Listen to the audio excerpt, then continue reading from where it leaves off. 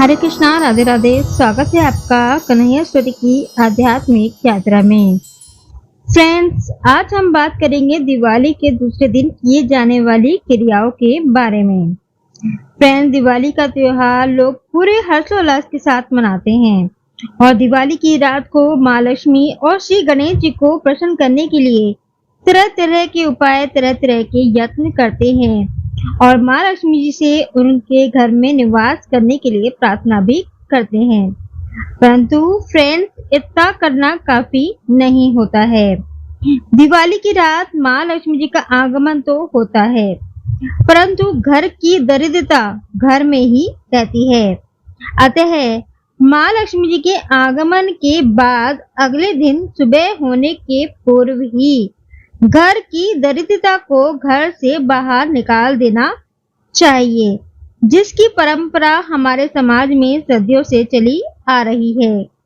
लोग दिवाली की अगली सुबह सूप बजाकर घर के कोने कोने से दरिद्रता को भगाते हैं और घर से दूर करते हैं।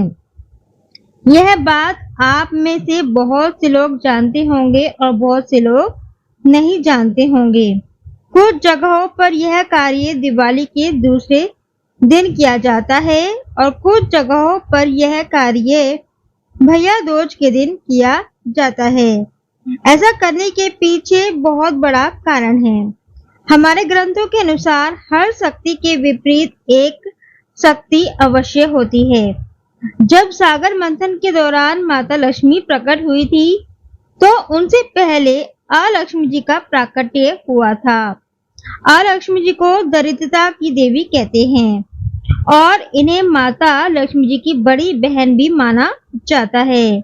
दोनों की शक्तियां एक दूसरे के विपरीत हैं। जिस घर में अलक्ष्मी या दरिद्रता का वास होता है, वहां से लक्ष्मी गमन कर जाती हैं। उस घर से सुख संपन्नता कोसों दूर चली जाती है। विपदाएं और परेशानियां उस घर को और उस घर के लोगों को घेर लेती हैं। बने हुए कार्य बिगड़ जाते हैं। कितनी भी मेहनत कर लो, पर उसका फल प्राप्त नहीं होता है।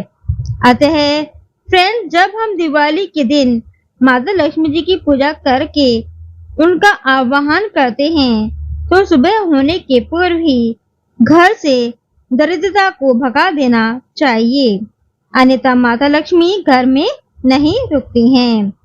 पर दोस्तों, इसे करते कैसे हैं? इसके लिए आपको एक पुराने सूप की जरूरत पड़ेगी। गांव में लोग पुराने सूप को फेंकते नहीं थे, बल्कि इस दिन के लिए रखते थे। यदि आपके पास सूप नहीं है, तो आप बांस की टोकरी, कार्टून, फूटे वगैरह भी ले सकते हैं। कोई गत्ता भी ले सकते हैं और सुबह होने के पूर्व एक चाकू लेकर उसे घर के हर कोने में बजाना है। आप चाकू ले सकते हैं या कोई डंडा ले सकते हैं या कोई डंडी ले सकते हैं और बजाते बजाते उसे घर के बाहर दूर ले जाकर फेंक देना है। दोस्तों, कुछ जगहों पर सूप वगैरह को दरिद्र भगाने के बाद लोग जला देते थे, जो कि उत्तम होता है। इससे वातावरण में उपस्थित कीटाणु नष्ट हो जाते हैं। ऐसा भी माना जाता है कि इसका ताप लेने से स्किन से संबंधित बीमारियां भी दूर होती हैं। परंतु यदि आप जला नहीं सकते हैं, तो दूर कहीं फेंक दीजिए।